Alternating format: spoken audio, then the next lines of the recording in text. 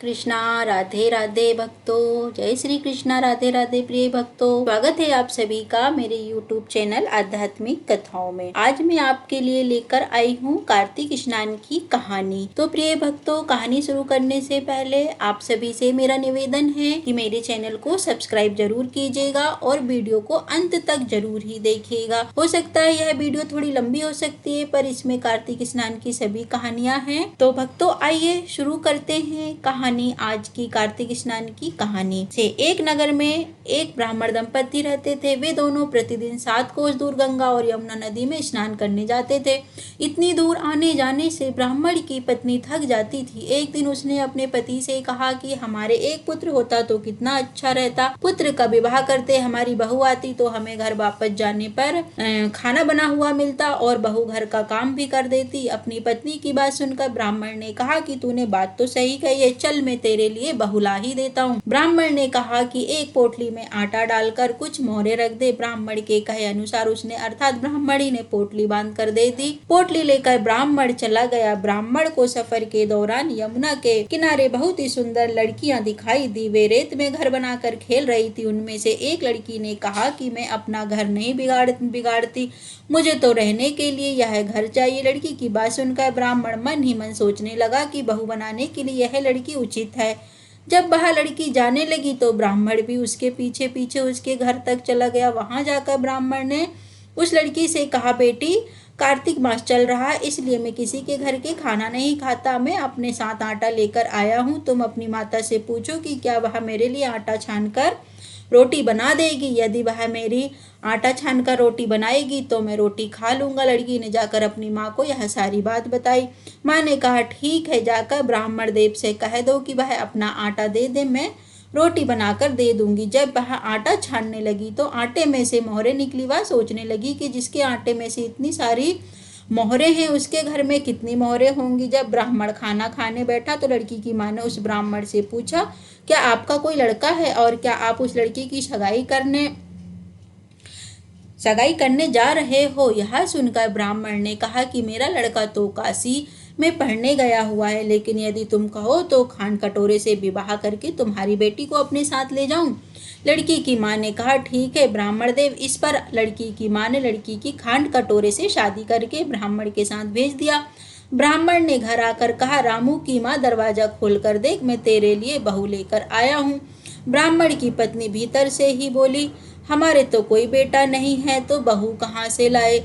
दुनिया ताने मारती थी, अब आप भी मारने लगे। ब्राह्मण ने कहा, तू दरवाजा खोलकर तो देख। जब ब्राह्मणी ने दरवाजा खोला तो सामने बहू को खड़े देखकर उसने बहू का स्वागत किया और आदर सत्कार से अंदर ले आई। जब ब्राह्मण अपनी पत्नी के साथ नदी स्नान करने जाता तो पीछे से बहू घर का सारा काम करके और खाना बना कर रखती थी। वह उनके कपड़े धोती और रात को हाथ और पैर भी दबाती थी। इस तरह बहुत दिन बीत गए। ब्राह्मणी ने अपनी बहू से कहा कि बहू, कभी चूल्हे की आग बुझ गई है। यह देखकर बहू घबरा गई और भागी भागी अपनी पड़ोसन के पास गई और कहा कि मेरे चूल्हे की आग बुझ गई है, मुझे थोड़ी आग चाहिए। मेरे सास ससुर सुबह 5 बजे गए हुए हैं, वह थके हुए घर आएंगे, इसलिए मुझे उनके लिए खाना बनाना है। यह सुनकर पड़ोसन ने कहा कि तू तो बावली है, तुझे यह दोनों मिलकर पागल बना रहे हैं। इनके कोई पुत्र नहीं है, ये ना ही संतान है। बहू ने कहा, नहीं, ऐसा मत बोलो, इनका बेटा तो काशी में पढ़ने गया हुआ है। इस पर पड़ोसन ने कहा कि यह तुझे झूठ बोल के लाए हैं, मेरी बात सच मान, इनके कोई बेटा नहीं है। अब बहू पड़ोसन की बातों में आ गई और कहने लगी कि अब आप ही बताओ मैं क्या करूं। पड़ोसन ने कहा कि करना क्या है, जब तुम्हारे सास ससुर आए तो जली हुई रोटियां बना कर देना और बिना नमक की दाल बना कर देना, खीर की कच्ची दाल में और दाल की कचड़ी खीर में डाल देना। पड़ोसन ने उसे अच्छे से सिखा पढ़ा दिया। फिर जब उसके सास ससुर घर आए तो उसने ना तो उनका आदर सत्कार किया और न ही उनके कपड़े धोए। जब उसने सास ससुर को खाना दिया तो सास बोली, बहू, आज ये रोटियां जली हुई क्यों है और दाल भी पकी नहीं है। तब बहू ने पलट कर कहा कि एक दिन ऐसा खाना खा लोगे तो कुछ बिगड़ नहीं जाएगा। तुम्हारा सास ससुर को खरी खोटी सुनाकर वह फिर से पड़ोसन के पास गई और बोली कि अब आगे क्या करना है। पड़ोसन ने कहा कि अब तुम सातों कोठों की चाबी मांग लेना। अगले दिन जब स्नान करने के लिए जाने लगे तो बहू अड़ गई कि मुझे तो सातों कोठों की चाबी चाहिए। तब ससुर ने कहा इसे चाबी दे दो। तब सास ने बहू को चाबी दे दी। ससुर के जाने के बाद जब बहू ने दरवाजे खोले तो देखा कि किसी में अन्न भरा हुआ है, किसी में धन भरा है और किसी कोठे में बर्तन पड़े हैं। जब उसने सबसे ऊपर का सातवां कोठा खोला तो देखा कि शिवजी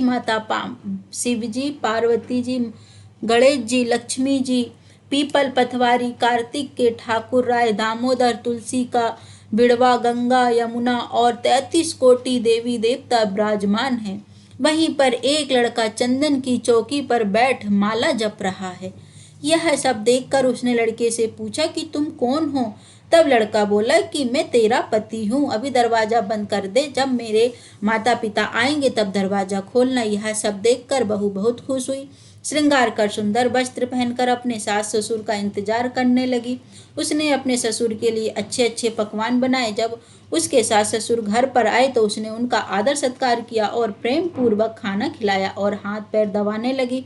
पैर दबाते दबाते बहू ने कहा कि माँ, आप इतनी दूर गंगा यमुना स्नान करने के लिए जाती हो तो आप थक जाती, तो इसलिए आप घर पर ही स्नान क्यों नहीं करती। यह सुनकर सास ने कहने लगी, बेटी गंगा यमुना घर पर तो नहीं बहती। तब उसने कहा, हाँ माँ जी बहती है, चलो मैं आपको दिखाती हूँ। जब बहू ने सातवां कोठा खोल कर दिखाया तो उसमें शिव जी, पार्वती जी, गणेश जी, लक्ष्मी जी, पीपल पथवारी, कार्तिक के ठाकुर राय, दामोदर, तुलसी का बिड़वा, गंगा यमुना बह रही और 33 कोटि देवी देवता विराजमान है। वहीं चौकी पर बैठा एक लड़का माला जप रहा है। माँ ने उसे देखकर कहा, बेटा तू कौन है। लड़का बोला, माँ मैं तेरा बेटा हूँ। तब ब्राह्मणी ने पूछा कि तू कहाँ से आया है। लड़के ने जवाब दिया कि मुझे कार्तिक देव ने भेजा है। माँ ने कहा, बेटा यह संसार कैसे मानेगा कि तू मेरा बेटा है। माँ ने कुछ विद्वान पंडितों से मदद मांगी। पंडितों ने कहा, इस पार वह बेटा खड़े हो जाए और उस पार माँ खड़ी हो जाए। माँ चमड़े की अंगिया पहनी हो और छाती में से दूध की धार निकाल कर बेटी की दाढ़ी मूछ भींगे और पवन पानी से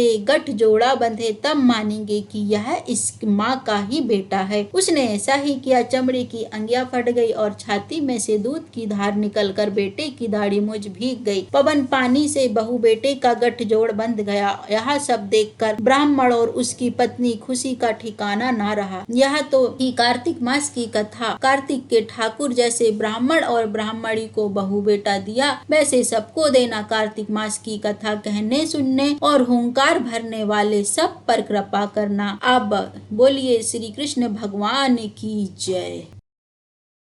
दूसरी कहानी को सुनते हैं। कार्तिक मास में पीपल पतवारी की कहानी कहीं और सुनी जाती है। स्नान और पूजा करने के बाद पीपल पतवारी की कथा या पीपल पतवारी की कथा सुनने से अपार पुण्य मिलता है। कार्तिक मास में स्नान, ध्यान और पूजा पाठ का विशेष महत्व होता है। आज कार्तिक मास का दूसरा दिन है। आज के दिन इस कथा को सुनने से सभी पापों का नाश होता है और भगवान विष्णु की कृपा प्राप्त होती है। कि किसी गांव में एक गुजरी रहा करती थी। वह दूध दही बेचकर अपने परिवार का पालन पोषण करती थी। एक दिन उसने अपनी बहू को बुलाकर कहा कि बहू जा, आज तू यह दूध दही बेचकर।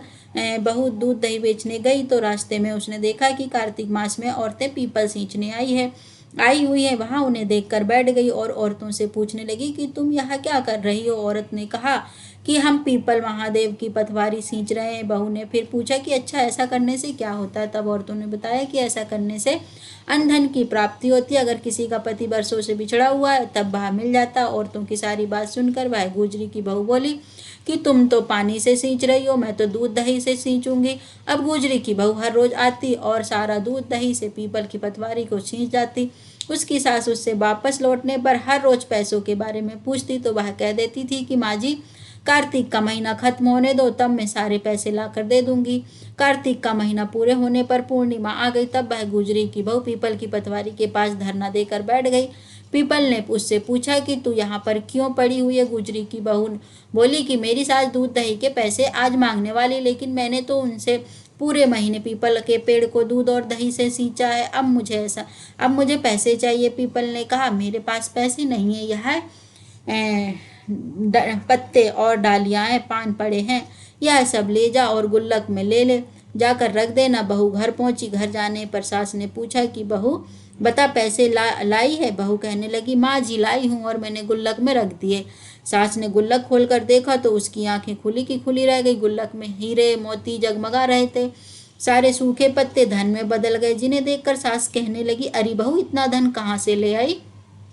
बहू सीधी सादी थी। उसने अपनी सास को सारी बातें सच सच बता दी कि उसने तो दूध दही से पीपल की पतवारी सींच दी और पैसे मांगने पर पीपल ने पत्ते डंडे और भाटे दे दिए थे और वह गुल्लक में रखने को कहा था।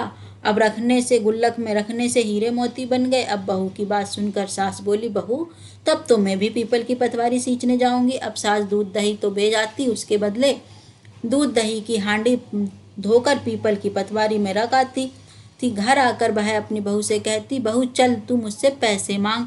बहू कहती कि माँ जी कभी बहू भी सास से पैसे मांगती है क्या? फिर सास के बार बार कहने पर आखिरकार बहू ने सास को कहा पैसे लाने के लिए। तो वह अर्थात सास एक दिन पीपल के पास धरना देकर बैठ गई।